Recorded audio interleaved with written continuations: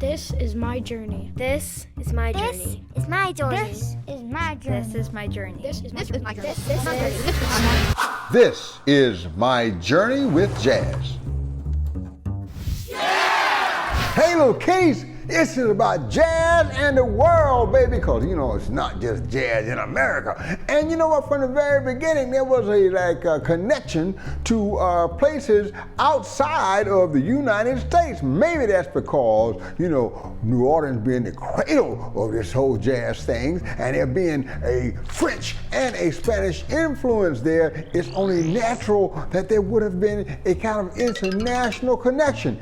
And one of the earliest connections was between New Orleans and Cuba. Yeah, a whole lot of Spanish going on, man, in the early days. That whole habanera thing was going on long before Storyville and long before we had jazz and the blues and all that going on. The whole habanera thing was influencing what the musical scene was like there. So it's always been that Spanish influence. And of course, with Haiti being so close, it was also that French connection. As a matter of fact, you might be surprised to know that, you know, countries that influence jazz would be like Africa, of course, and Puerto Rico, of course, Brazil, and we've already talked about Cuba, but we haven't talked about Europe. Yeah, because when the original Dixieland jazz band went there in 1926,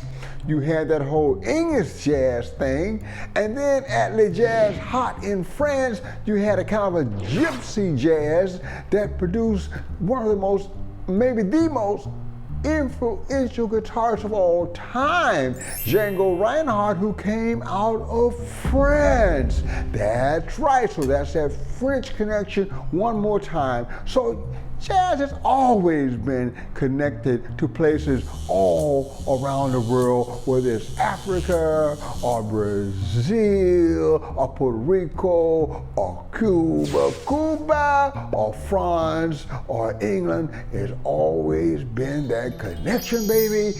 Jazz around the world. Now you see how this is working, yeah?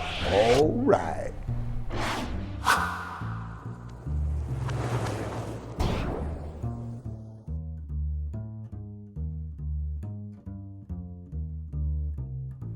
You know, I've been fortunate to play with a lot of great players from all over the world.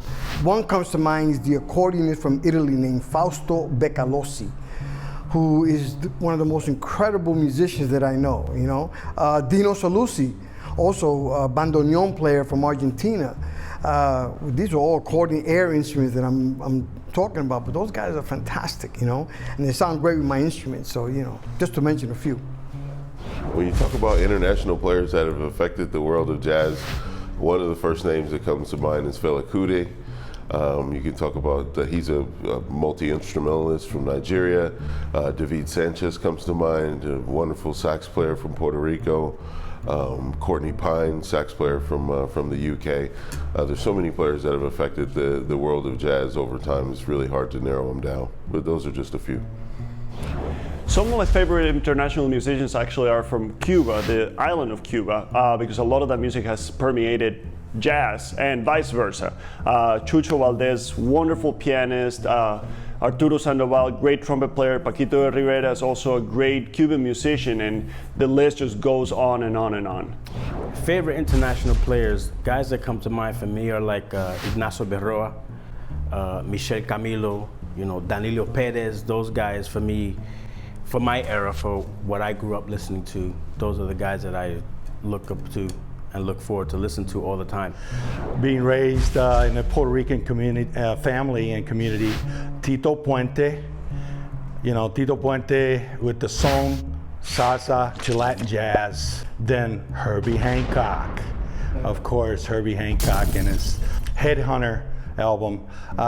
Dizzy Gillespie, another. Chucho Valdés from Cuba. These influences, Miles Davis and Stan Getz. And I might add, Lawrence Welk. American, but yeah, those influences, jazz to Latin to Afro-Caribbeans, yes. My favorite international players, a lot of them come from Brazil, like Antonio Carlos Jobim, João Gilberto, Astrud Gilberto, Hermeto Pascoal, Gilberto Gil, and they've created a foundation for Brazilian jazz that continues because of what these people meant to Brazilian jazz history.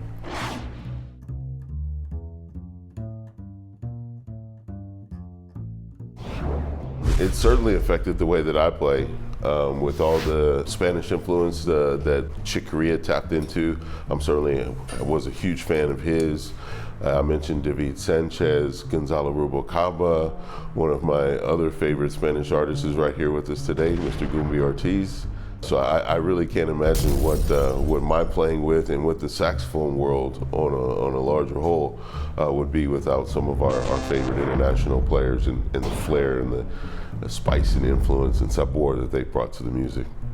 So jazz has had a big influence from world music, especially since recorded music started, because now everybody here can listen to music that's being created in other places. So you get a lot of rhythms like reggae, salsa, a lot of different styles that have permeated the music. Just a rich arrangement of rhythms that I think that has been the main influence in jazz. Well, I think if I go back into my memory, Dizzy Gillespie fell in love with the great Chano Pozo from Cuba. And before Chano Pozo, you know, they had the dotted eighth note feel in America. Chano Pozo came in from Cuba and he introduced American music to the eighth note. Tinky patu tu pa ting ting ki patu manteca tum patu tu pa ting manteca. You know what I mean? All that was Chano Pozo with Dizzy Gillespie.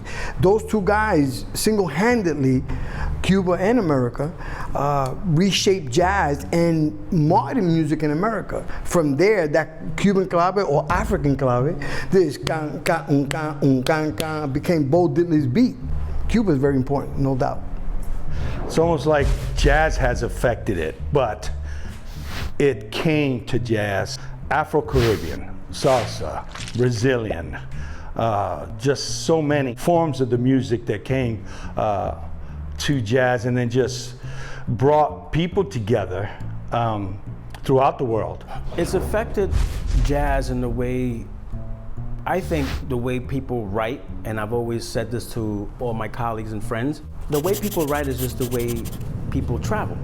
So when you travel, you get inspiration from different types of music. It's a collaboration of just different worlds coming into one and different minds coming into one and creating this new sound. I've always said that there's no one genre of music. It's just people coming together and creating this new sonic sound.